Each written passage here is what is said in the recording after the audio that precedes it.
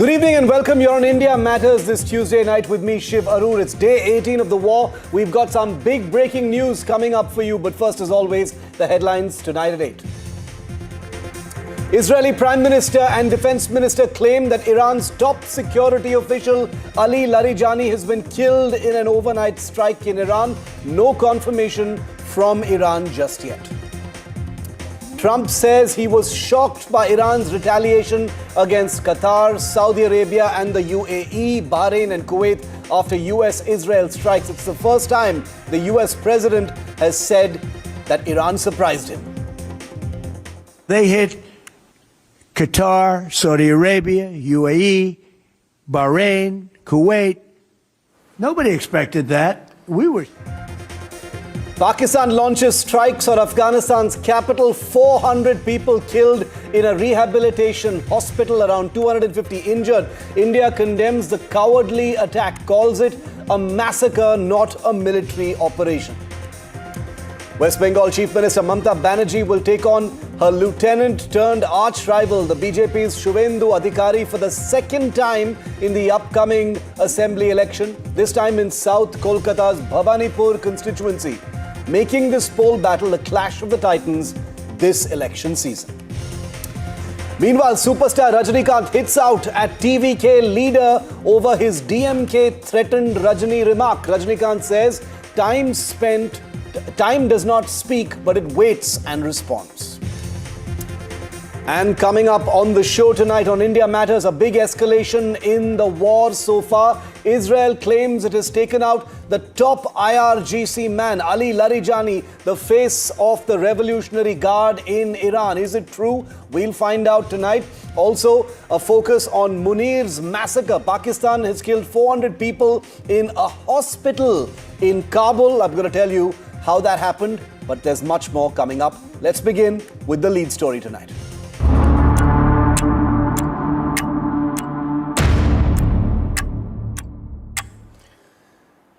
Just as this Gulf War was entering a grinding, winding phase with both sides caught in a fog of uncertainty over what victory even looks like, Israel has dropped a bombshell, quite literally.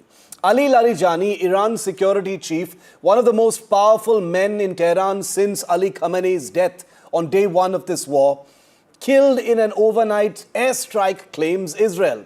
Now, if this is true and there is no official confirmation from Iran just yet, this is a massive hit. Larijani wasn't just a military figure, he was the pragmatist, the deal maker, widely seen as the key architect of any possible off-ramp to end this conflict. And now he's apparently dead, according to Israel. And the timing makes this even more combustible. Iran's new supreme leader, Mojtaba Khamenei, is still a figure shrouded in mystery. Nobody's quite sure where he is, what condition he's in, or how firmly he holds the reins of Iran. Last night, here on this show, remember, Iran's deputy foreign minister told me that the world would very soon hear from Mojtaba Khamenei. But for now, there is no word. And it is into that vacuum of authority and uncertainty that Israel has just fired a missile. Iran will feel pressured not to let this pass without a serious response. This war was maybe, just maybe, edging towards some kind of an uneven, even uncomfortable resolution. That window may have just slammed shut. הבוקר חיסלנו את אלי לריג'ני. אלי לריג'ני זה הבוס של משמרות המהפכה, שזה חבורת הגנגסטרים שמנהלת בפועל את איראן. אנחנו חיסלנו לצידו גם את מפקד הבסיס, זה העוזרים של הגנגסטרים, שהם מפיצים טרור ברחובות טהרן וערים אחרות של איראן נגד האוכלוסייה. גם שם אנחנו פועלים מהאוויר עם מטוסים של חיל האוויר, עם כטב"מים, וגם שם פועלים. In 18 days of war, Ali Larijani, and that is him, just a few days ago at a rally in support of the regime in Tehran, speaking, as you can see in the press. These pictures had gone completely viral. Today, Israel says that he has been killed in a morning airstrike. Now, in the 18 days of this war, let me remind you of who all have either been killed or claimed by Israel to have been killed. Ali Khamenei, the supreme leader, was killed on day one of this conflict. Ali Larijani, Iran's security chief, today he's been, Israel says that he's been killed. Ghulam Reza Soleimani, Iranian military officer, has also apparently been killed. Ali Shamkhani, head of the National Defense Council. Mohammad Pakpor, commander-in-chief of the IRGC. Aziz Nasirzadeh is the defense minister of Israel. All of these people either killed or claimed to have been killed. Sayyid Abdul Rahim Musavi, chief of staff of the Iranian Armed Forces. Mohammad Shirazi, head of the Iranian Military Bureau. Salah Asadi is the intelligence chief of Iran. Hassan Jabal Amelian, head of Advanced Weapons Program of Iran. So all of these persons, and the latest being Ali Larijani, have reportedly been wiped out or confirmed to have been killed in Israeli airstrikes. Now, I want to remind our viewers once again that Israel has claimed, including the Prime Minister of Israel has claimed, that Ali Larijani has been killed in airstrikes, but there is no official confirmation from Iran just yet. Iran, in fact, has said that there is no such information and that it is not true. Let's go straight to our guest tonight. Asher Friedman is Executive Director of the Misgav Institute for National Security in Israel. He joins us live from Jerusalem. And Professor Zamir Jafri is a scholar at the Al-Mustafa University, joining us live tonight from Qom, Iran. Thank you, gentlemen, to the both of you for being with me. Asher Friedman, I'd like to come to you first. The claimed killing of Ali Larijani, your opening thoughts on the significance of this strike. It comes on day 18 of a war in which most perceptions were that the war was sort of winding without any real aim or end, or what the end game was going to be. And now Ali Larijani, widely accepted as one of the big faces of the Iranian regime, Israel says he's been killed. Well, thank you very much for having me. I think the aims are actually very clear. The aims are to degrade and essentially decimate Iran's military, ballistic missile, nuclear, and terrorist capabilities, and to create the conditions for the Iranian people to rise up and retake their country and change the regime. And there's no doubt that the elimination of Larijani is making a significant contribution to that. He was, in fact, sort of the de facto ruler of Iran since Israel eliminated the supreme leader, Khamenei. And this is another step towards the breakdown of the Ayatollah regime's mechanisms of power, its mechanisms of repression, its military and terror capabilities. And it's, I think, laying the groundwork for hopefully will be a better future for Israel, for Iran, and for the Middle East. Professor Jafri, no confirmation just yet on Ali Larijani. He was an important figure, widely seen to have been a man who may have represented a possible back channel conversation, or someone who may have been able to lead to some kind of an off-ramp. Anything you are hearing from Iran? Because there is no official confirmation from Iran about Ali Larijani being killed yet. Professor Jafri. Thank you very much for having me on the show. So first of all, Ali Larijani, as you said, the confirmation is not there.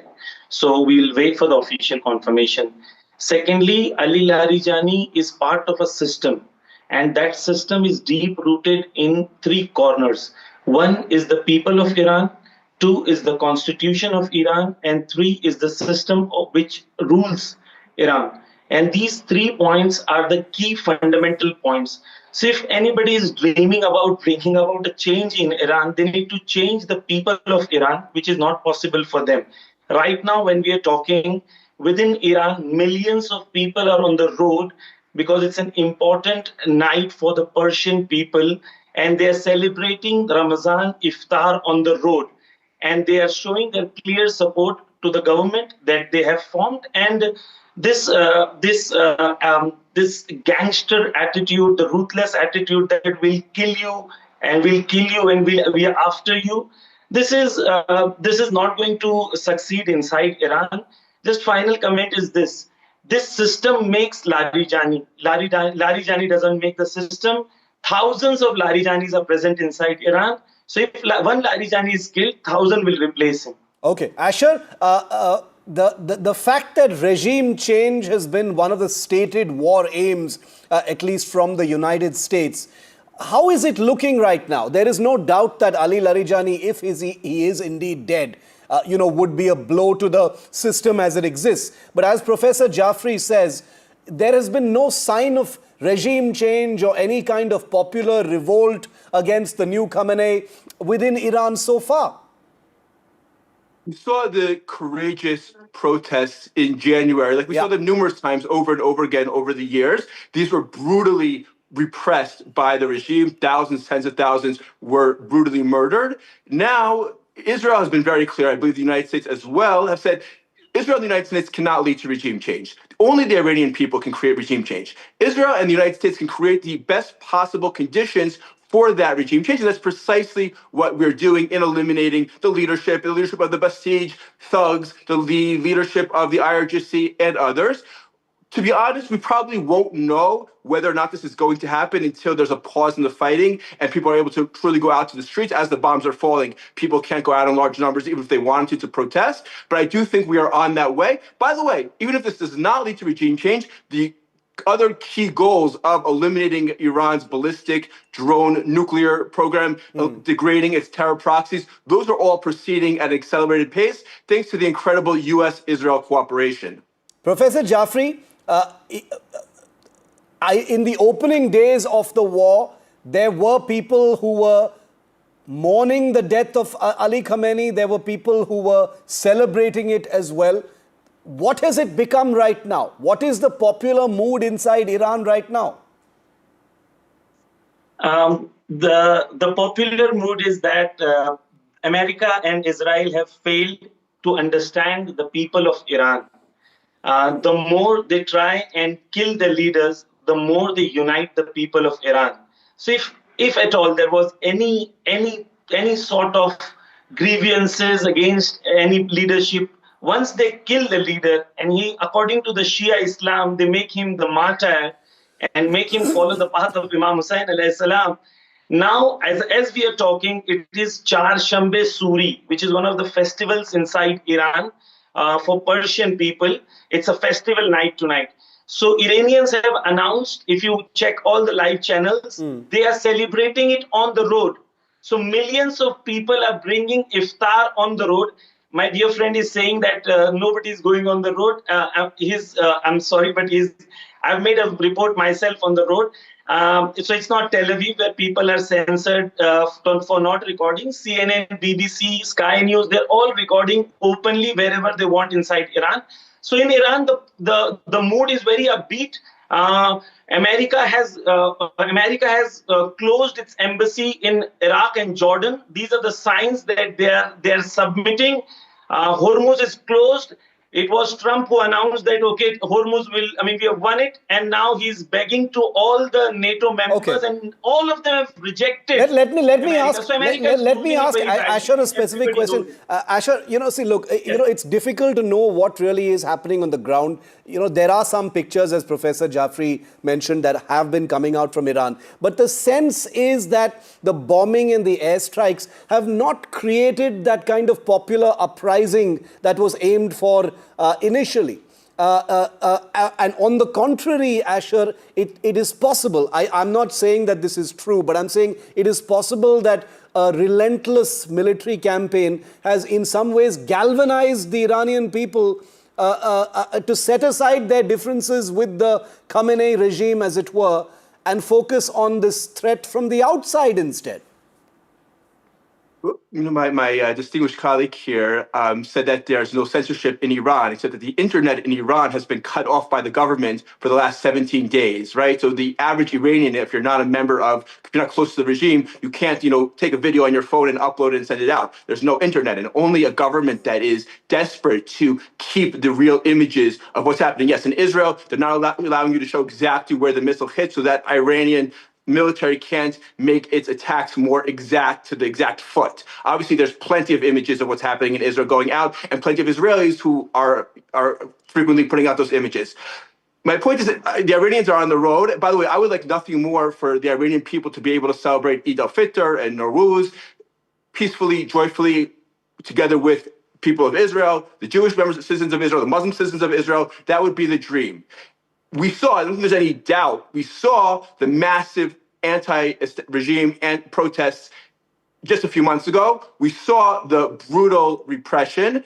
Now, when I say they're on the road, but they can't go out in large numbers in Tehran for the simple reason there are many, many bombs falling on many, many government and IRGC sites all around Tehran. I wouldn't go out on the streets of Tehran as well. I would keep my family in a safe place. Once after Israel and the United States, who have total control over Iranian airspace. I mean, Israeli pilots are flying over Tehran as if it was Tel Aviv. Once they reach the point where they can then put a pause, I think only then will we really see where the Iranian people are able to rise up and build a better future for themselves. Final point to you, Professor Jaffrey, then, is that, with the killing, I take your point about the system having created the individual and that the individuals don't matter. But Ali Larijani, let's be clear, is a very important figure. While we await an official confirmation on his condition or status, as it were, the question now is, how is Iran going to respond? So far, Iran has been able to draw out this war. It has been able to target, different high-value targets in different parts of the entire Gulf region. The killing of someone like a Larijani would put the pressure on Iran, to escalate things from its end. Is Iran capable of doing so, is the question. Not at all. In Iran, individuals such as, if you go to the right top, Ayatollah Sayyid Ali Khamenei, who is the supreme leader who led the country, he was martyred. Nothing changed. The system takes care, and there are enough people to take care of the system. And finally, just as an Indian or as somebody who has simple, basic logic, he would understand if you bomb any country, you kill children, you attack schools, you hit hospitals, you destroy families, thousands of families, and then you expect that they will rise up to support somebody who is killing the Iranians, is somebody living in a Gaga land, in a dream land. And this is the problem of Western imperialist superior mindset, that we are superior, we'll bomb them, and they will, after being bombed, they will come and say, help us. Iran is standing strong, and Trump yesterday was begging to the NATO to come and help. This is the position, what has happened. Okay. And as I said, in Iraq, the American embassy has announced that all Americans should leave Iraq. In Jordan, America has announced all the Americans should leave Jordan. All the 9 locations of the bases, they're completely dismantled. More than 10,000 soldiers, American soldiers, are living in the hotel right now. So America right now, one of the main persons, I can't remember his name, so I would not say, because but there are enough officials inside America who are saying that they don't know what they're talking about. They start with the regime change, and they've only achieved to change an old Khamenei with a new Khamenei. They have made sure that Iranians are more angry at America and Israel. Okay. So the old people who hated America, they did not have reason. But the young generation now know how brutal, ruthless, and I take your point. Regime is going to. They have known the reality, so they now have the reason to hate America and Israel. I will only end by quoting a regional report which has said that the killing of Larijani makes this issue much more complex, because he was a pragmatist who may have in some small way represented a potential back channel and a potential off-ramp from this entire messy affair that has ground on for 18 days. And now, potentially, we will never know. But I'll leave it there. I do acknowledge that there are many questions that still don't have answers. Asher Friedman and Professor Jaffrey, thank you very much, gentlemen, for being with me tonight here on the show. Thank you. Thank you.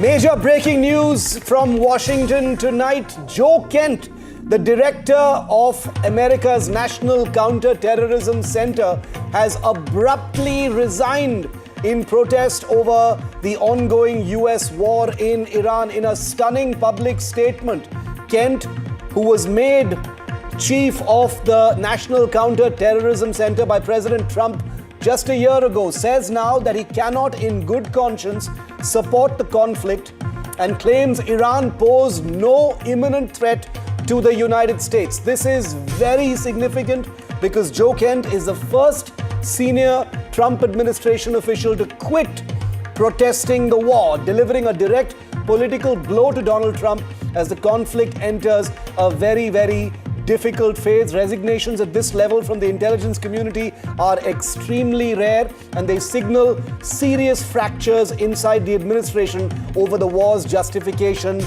and direction as well. Aditya Raj Kaul joins me live from Tel Aviv tonight. Aditya, Joe Kent, who was made chief of the National Counterterrorism Center, he reports directly to Tulsi Gabbard in the Trump administration, has quit, written an unusually hard-hitting letter saying, "I cannot in good conscience continue as chief of the NCTC," and says very clearly that Iran posed no imminent threat to the United States. This is huge. First big Trump administration officials to quit in this manner. Aditya. Absolutely, Shiv. This is a massive setback coming into the Trump administration and the US President Trump himself. In a one-page letter, an 8-paragraph letter by Joseph Kent, who is the director of National Counterterrorism Center, which comes under the DNI, the Director of National Intelligence, which is Tulsi Gabbard.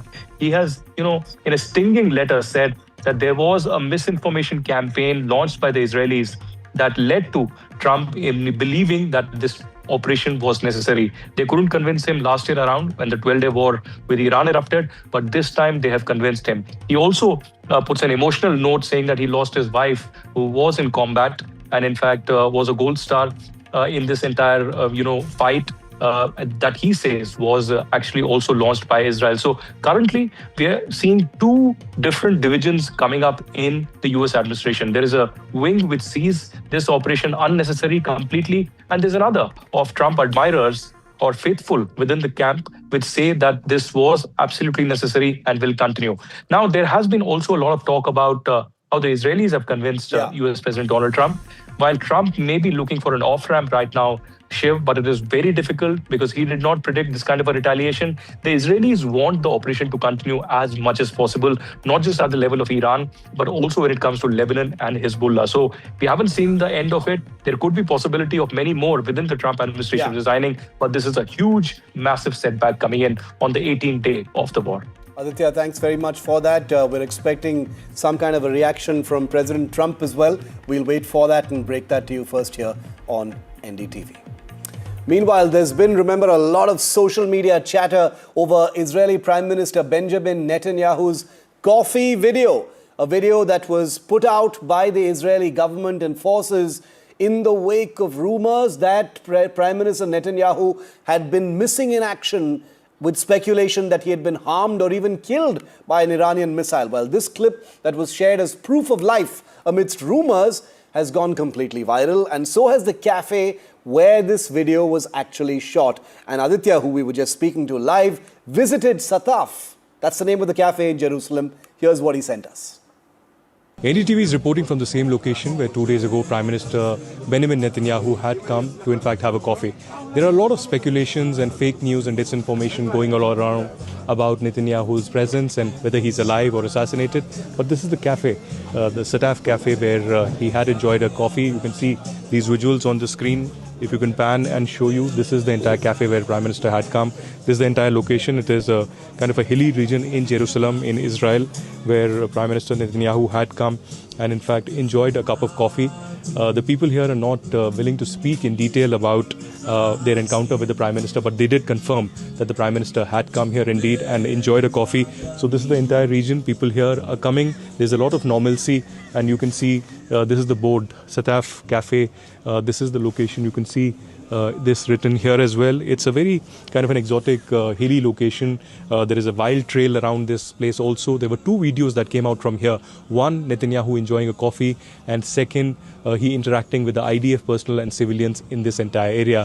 While there is a lot of fake news coming in from Pakistan, from Iran, and some parts of India as well, but the reality remains that Netanyahu is very much alive. He is coordinating the war which is underway with Hezbollah in Lebanon and of course against Iran. It's the day 18 of the war, and NDTV continues to report from down on ground here in Jerusalem. From Israel, this is Aditya Raj Kaul for NDTV. Now in the same cafe where Prime Minister Netanyahu had come on Sunday evening to enjoy a cup of coffee. It was a similar cup in front of me. This is the Sataf Cafe where he had come, and just like Netanyahu, I'm enjoying my coffee here, and this is the cafe right behind me where Netanyahu had come. If you can see these visuals, this is the exact cafe where he had made a funny claim of the 5 fingers or the 6 fingers that people were claiming, and the AI that people were claiming on social media. A lot of disinformation, a lot of propaganda. But here, people are enjoying a beautiful view all across Jerusalem and enjoying a cup of coffee. Some say coffee is not spilling out or whatever, but people are clearly enjoying it. So, at this moment, I'm reporting from Jerusalem in Israel for NDTV.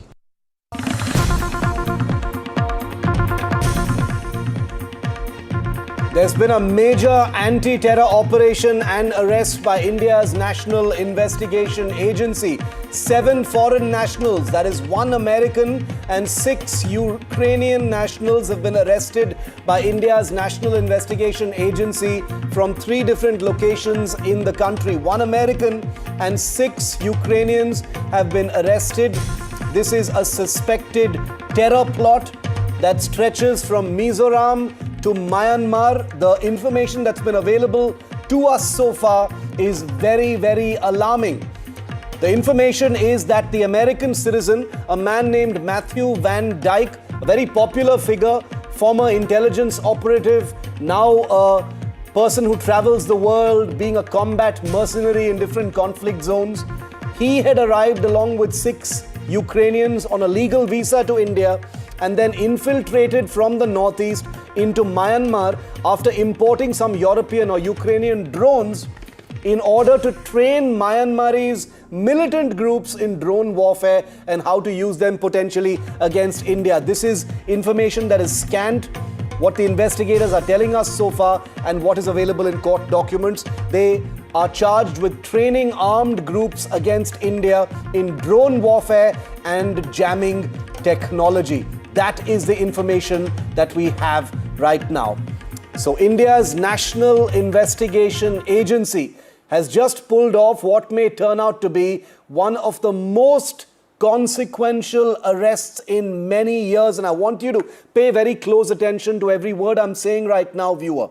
An American citizen and 6 Ukrainians, these are pictures of them being arrested by the NIA. They've been picked up from airports in Lucknow, Kolkata and Delhi. They had entered India legally, tourists on paper, but what investigators say they found is anything but ordinary. Listen very carefully. These individuals, including 1 American and 6 Ukrainians, allegedly imported Ukrainian drones into India and physically crossed into Myanmar from Mizoram in the northeast to train local Burmese militant groups in drone warfare pointed at India. The apparent ringleader of this pack is a man named Matthew Van Dyke. He is well known enough to have his own Wikipedia page, a massive online following, 500,000 followers on Twitter, for instance. He describes himself as an international security consultant, a foreign fighter and a media personality. American intelligence background is also being cited by some, but it is not confirmed.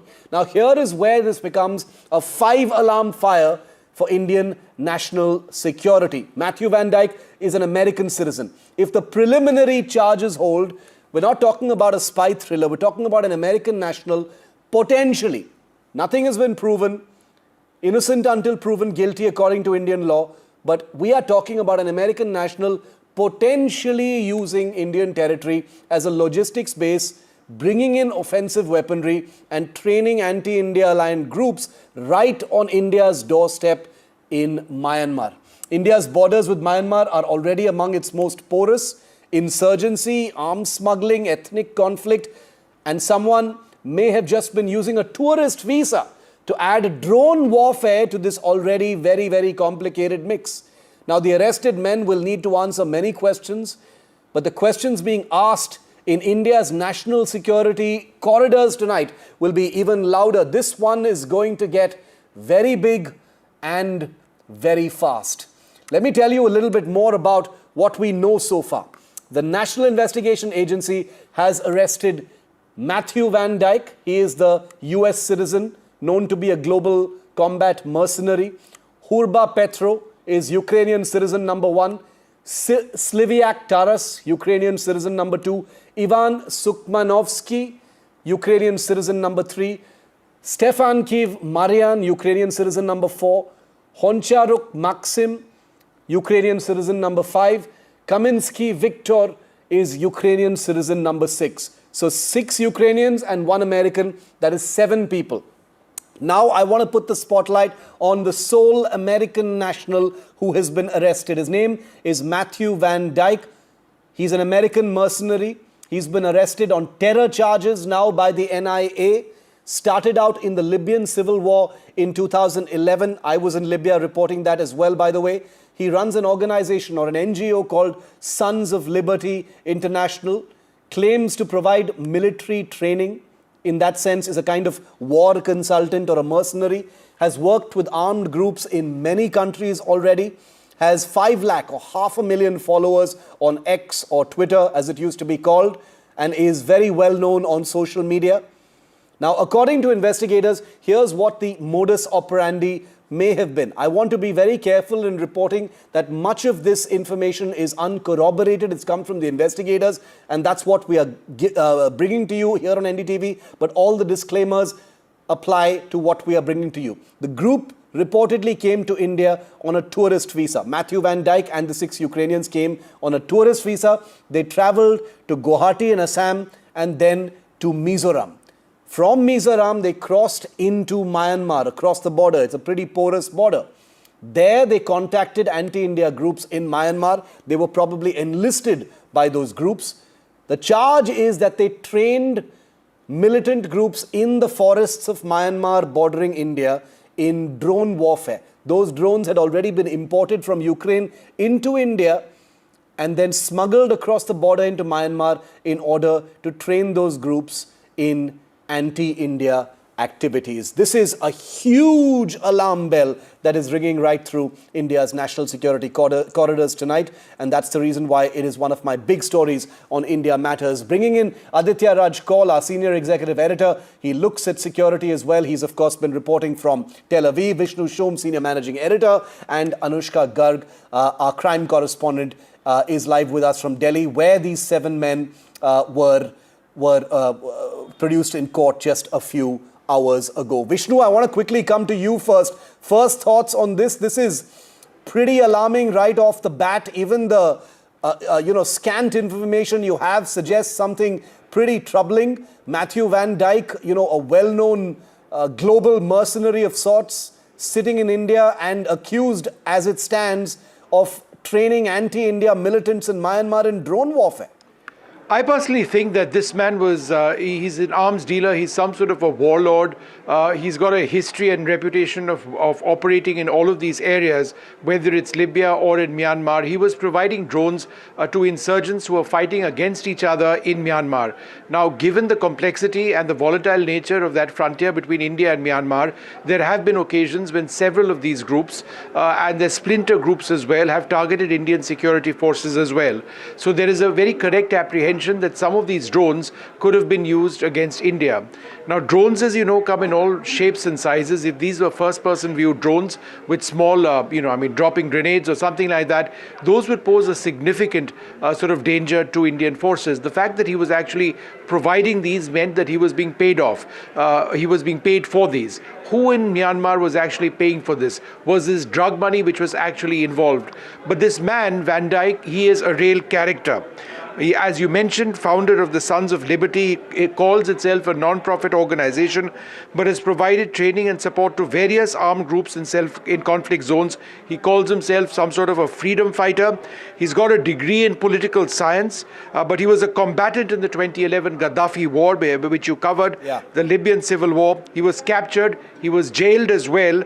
Right, he's been involved in the Syrian civil war, the Russo-Ukrainian war, etc., etc. And now he's importing potentially Ukrainian weaponry, which could be used against India. So it is bizarre without a doubt. But thank heavens that he's been caught, along with the others. That's right. 7 people have been caught, including 6 Ukrainians.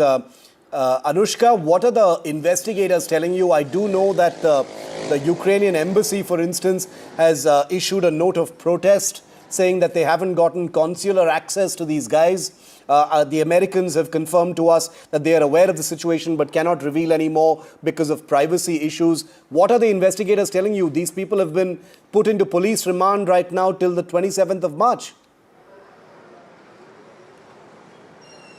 Well, that's right, Shiv. What we have given to understand in this case is that all of them have been sent to police custody for 11 days. A case under UAPA has been, in fact, lodged against them. Now, in this whole case, Matthew Van Dyke is a person of interest where he has, in fact, created, a page called SOLI, wherein he, in fact, identifies himself as a war strategist. And not just that, he has, in fact, also said that he's a documentary filmmaker.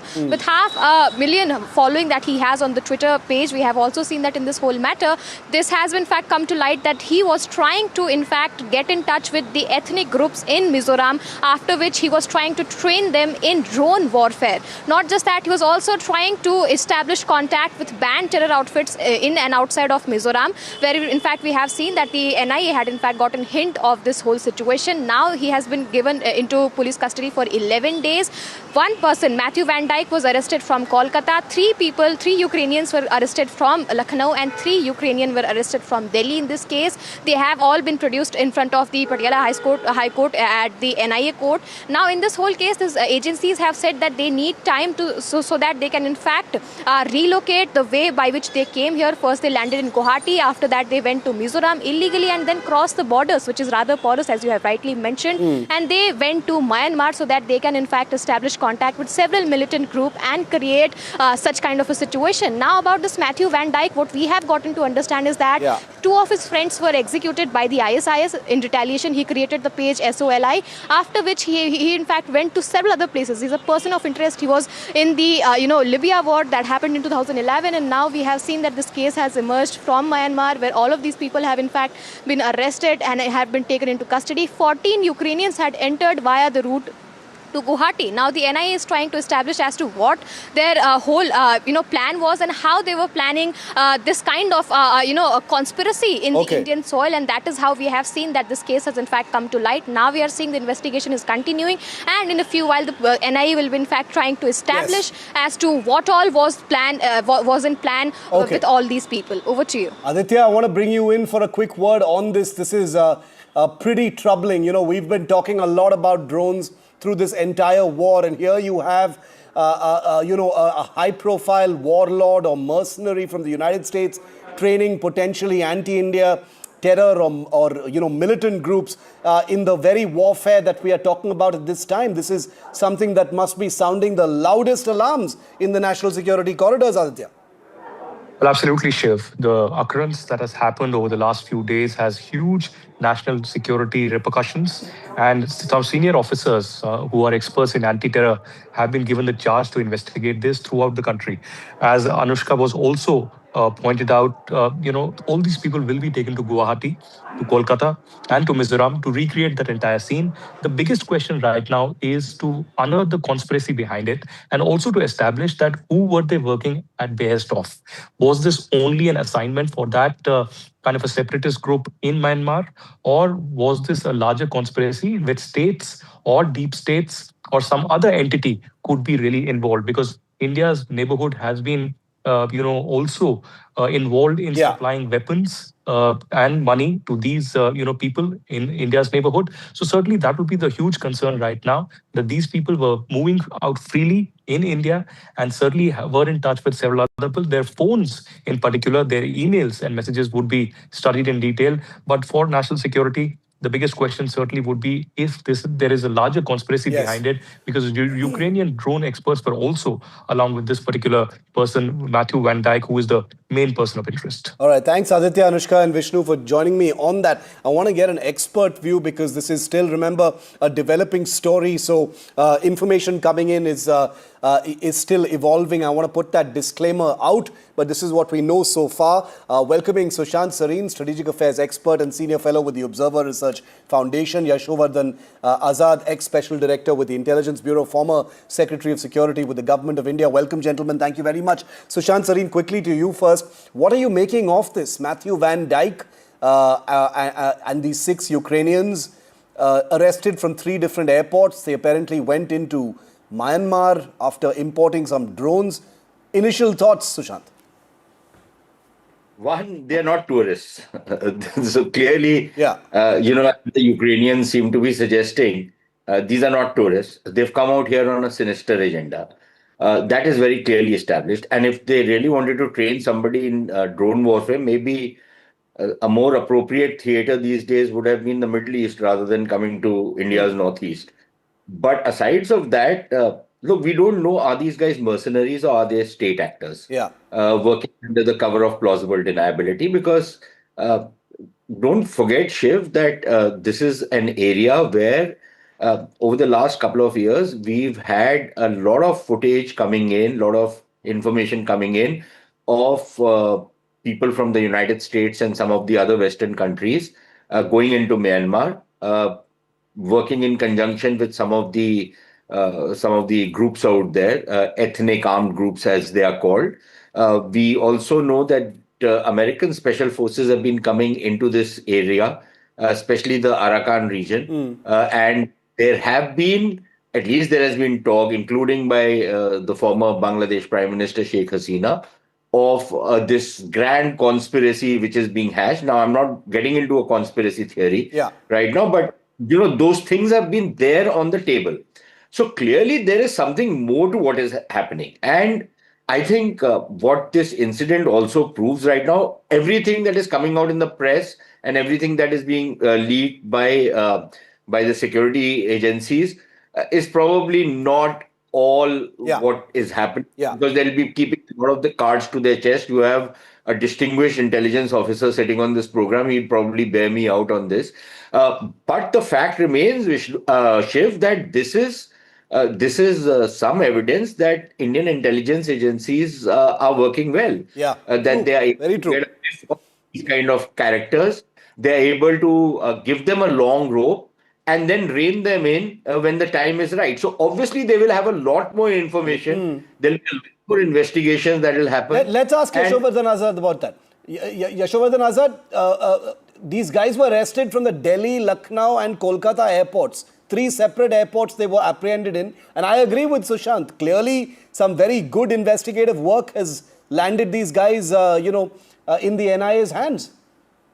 Absolutely right. I think it's a great NIA work. And, Sushant has alluded to something very sinister. And let me go further on that. See the kind of profile you have given of this particular man and see the theaters where he has. You were in Libya and he's talking about Iran. He's talking about other areas.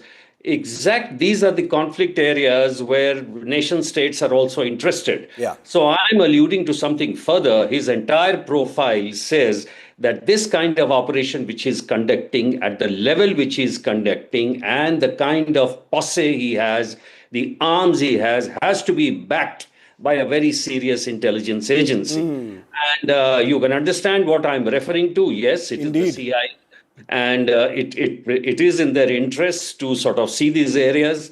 Sometimes Mr. Trump has made it very open also. So since it cannot operate directly, it does also in a clandestine manner. Secondly, you see, this is the most highly sensitive corridor. Yeah. When we are talking about the Mizoram and the border with Myanmar, the whole thing comes back again where we had talked about the porous border. You remember the Golden Bird operation in 1995, where arms which were given to these, Manipuri and other insurgents who were crossing through South Mizoram. That was the operation in which the Myanmar army had also participated. But third point, Shiv, which is the most serious, which I feel is that Manipur is it in a cauldron, right? And the fighters of the professionals of the Manipur are getting back into it. And you have a buffer zone right now between the two groups. Yeah. Now, if you if it becomes a kind of a elevated tech war using the drones, and mind Scary. you, here we are trying to have a counter drone grid both on the east and the west corridor. So looking at these, whatever information you have given me, because beyond that, yes, we should not conjecture. What I'm saying is that it has a grave security implications right now. And I do hope that NIA in these 11 days, because I think the next date is March 27th, Yes. they are able to unearth something. Because two things I want to find out. How many times these people have been able to get here again earlier, and what kind of weaponry or thing they have already supplied, Yeah. because Northeast is in ferment that way. Things are in quiet, but places like Manipur, Nagaland, some of the groups still not happy about the accord, etc. We would be very, very keen to look at this theater. Will we be able to get to the bottom of something like this if it is indeed a state-backed kind of operation, Sushant? You know, as we well know, these intelligence-backed operations, there are layers and layers and wheels within wheels, and then diplomacy comes in, and then everything kind of just evaporates. Look, even if we are going to get to the bottom of it, it's not necessary that these guys are going to be punished under Indian law. There'll be some kind of deals which will be made on the back channel, which is the normal thing in this kind of operation. But there are two things which are important. One, obviously, these clowns think that India is such a soft state. You know, if you look at the local cops anywhere, you will see, they're clumsy, they're not smart, they're not well turned out, they're bumbling, they look bumbling fools. And so it's very normal for some of these guys to think that India is such a soft state. You can just land in out here, bring in all your stuff, cross the border, and nobody will be wiser for it. I'm sure now they know that's not necessarily the case. Second, and I think this is something which also needs to be investigated. How the hell are they able to get in the drones? Correct. To India, in the sense that these are not, unless these are, those FPVs. But even those, there is a lot of monitoring at airports. Shiv, if you were to get even one of those toy drones, there's a small, a couple of inches by a couple of inches kind of stuff, which is basically meant for shadi videos and stuff like that. Even that you have to start declaring, beyond a certain level. That's right. You need to declare customs, and there is a Hawkeye kept at Indian airports on this. So how are these guys able to get these drones? Because from whatever reports that have appeared, there were multiple drones which they were taking into these areas.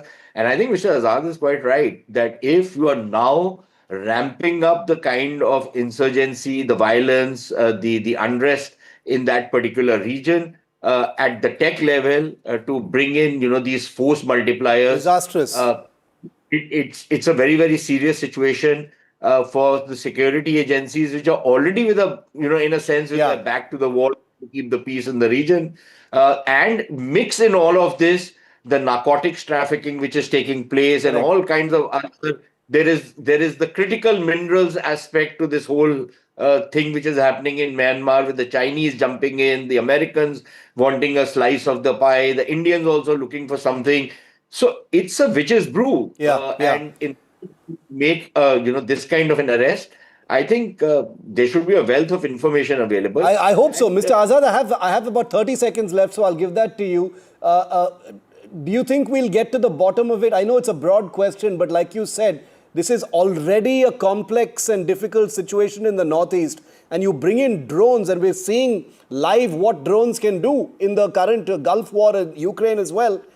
Bringing that into this picture would be a catastrophe, sir. I'm extremely worried now about the FMR regime. We've already been worried because we have tried everything. We said that, whether it should be the Assam rifle should be replaced, BSF should be there. We talked about those entry points. Should we reduce them? But now it is turning into a theater of real conflict, because we have to get the information from these guys as to how actually porous it has been. And I'm most worried. My last closing comment would be, I'm most worried about what is happening in Manipur. The entire country, as far as the internal stability is concerned, is purely stable. So where can you get entry for any kind of disturbance? And that is the Manipur corridor. And with what is happening in Myanmar right now, I think it's a very, very serious kind of a connection we need to explore. Absolutely. And we need to look into. We will continue to report it, and I acknowledge that there are many unanswered questions and there are some leaks, etc. also. But we will report to the best of our abilities. Thank you very much, Sushant Sareen and Yashovardhan Azad, for being with me here tonight. Thank you. Thank you.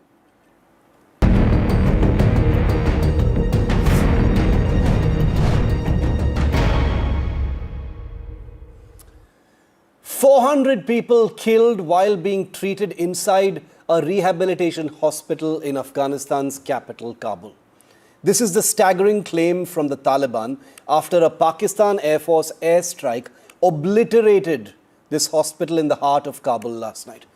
Pakistan says it hit terrorist infrastructure, but the images completely expose Pakistan's traditional dishonesty and cowardice in who it chooses as a target: civilians, patients in a hospital. The two neighbors, Afghanistan and Pakistan, have been exchanging blows for weeks now in what Pakistan itself has called an open war. Old ceasefires have evaporated, mediators have failed, and now this, a single strike killing hundreds in Kabul itself. The Taliban, which itself is a creation of the Pakistani deep state, cannot absorb this without a massive response. But what is that going to be? So the question tonight is simple but enormous. Is this still a border conflict that keeps flaring up every now and then and nobody really cares about? Or are we watching the start of something far more structured, far more sustained, and far more dangerous, and therefore another war at India's doorstep?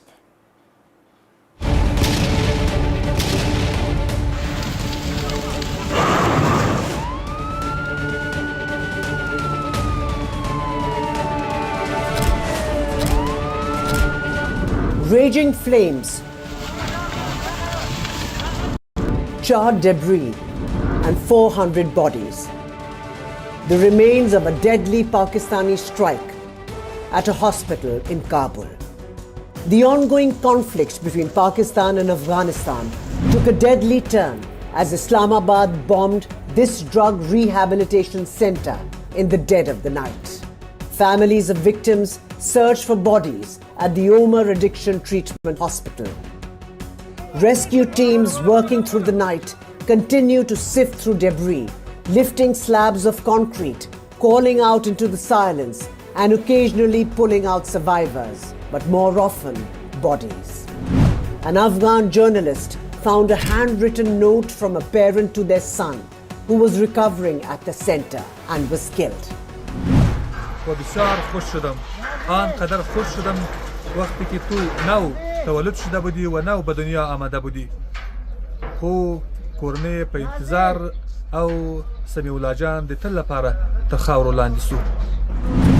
An angry Afghanistan blasted Pakistan's cowardly strike and said there'll be no more diplomacy or talks, and that the Taliban would instead seek retaliation.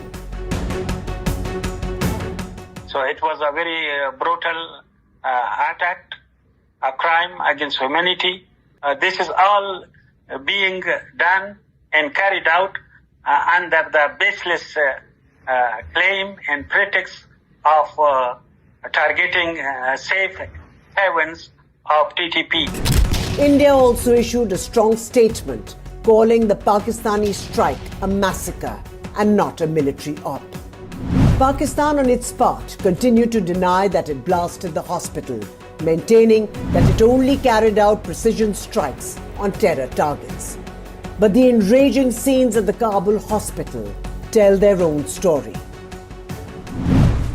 Afghanistan and Pakistan have been in conflict for months, with Islamabad accusing its neighbor of harboring armed groups that have mounted deadly cross-border attacks. Afghanistan has all along denied these claims and said it has nothing to do with the TTP that Pakistan blames for the recent rise in terror attacks. The Taliban government's growing proximity to New Delhi has also left Pakistan fuming, as Islamabad was the promoter of the Taliban from the beginning. Last year, India restored full-scale diplomatic ties with the Taliban government during the visit of Foreign Minister Amir Muttaqi in a terse message to Pakistan. An NDTV Bureau report. And that's a wrap on India Matters. Thanks very much. I'll see you at the same time tomorrow. The buck stops here with Padmaja is next.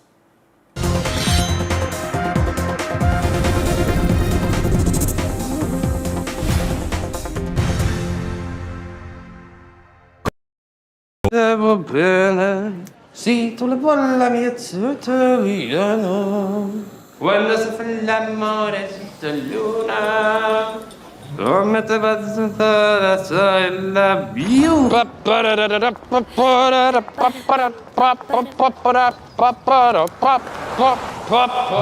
bene in caffè di I love you. Papà l'americano.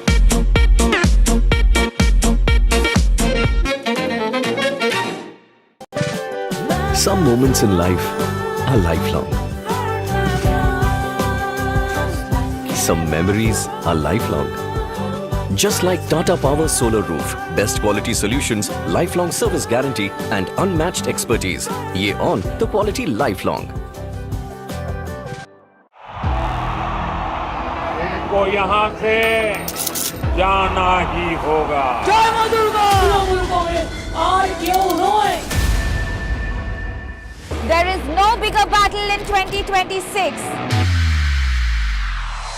And nobody has reported Bengal like I have. Buckle up for an unforgettable election thriller. Will the BJP breach Mamta's fortress? TMC जावे, BJP आसपे. Can Didi fight off her life's biggest challenge? BJP double engine সরকার এই লড়াই বাঁচতে হবে। Battleground Bengal with Manogya Loiwal.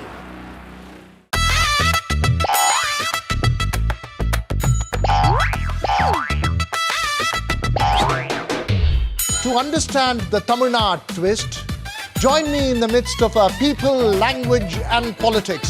Vanakkam Tamil Nadu, here we come.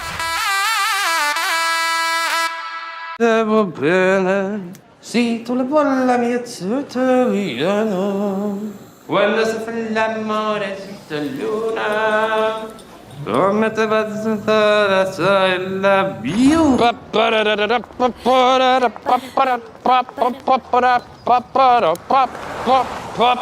Mette bene in caffè di I love you. Papà l'americano.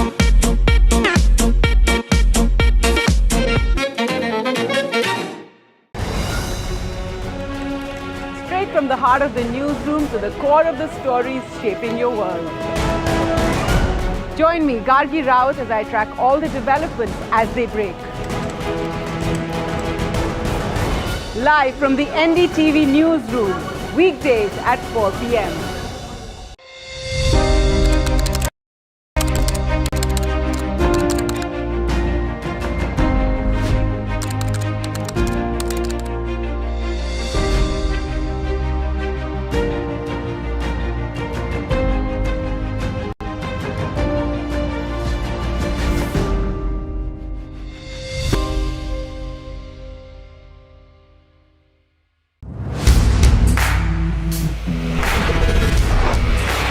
Alright team, our new order show is ready. Now we need a promo. Something cool, something sharp.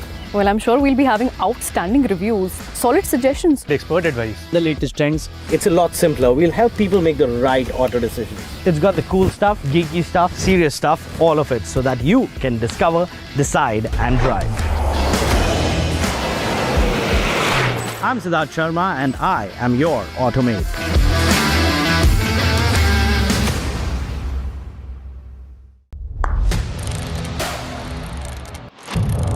What seems settled for me is unfinished business. So I rewind, I pause, I reflect, I dig until what's buried stands up to be counted. Breaking ground, not just headlines, the meaning behind them. This is Breaking Ground with me, Vedika Sood. Sì, tu le bolla mia tutoriano. Quando si fa l'amore sotto luna. Come te va a la view.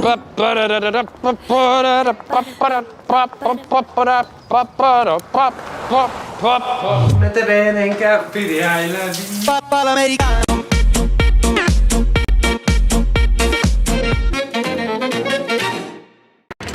The front lines of Kargil. The fury of Operation Sindoor. So many attacks. The chaos and cries of disaster zones. To fighter jet cockpits. and the world's most defining interviews. It's incredible. He has seen history break. Live, unfiltered.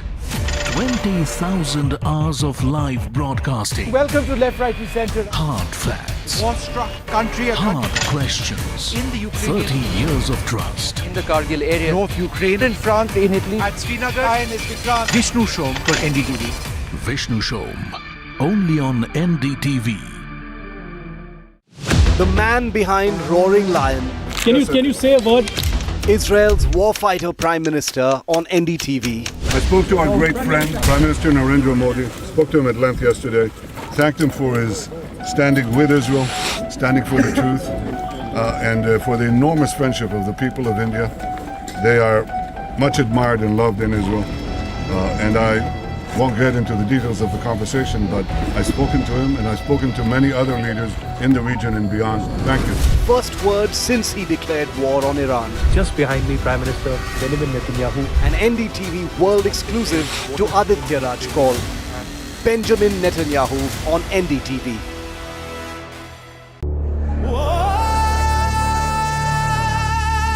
Tamil Nadu elections don't play small. They play big. High stakes, high voltage, high drama. Before the blockbuster unfolds, the OT of election coverage comes to Tamil Nadu to track the elections.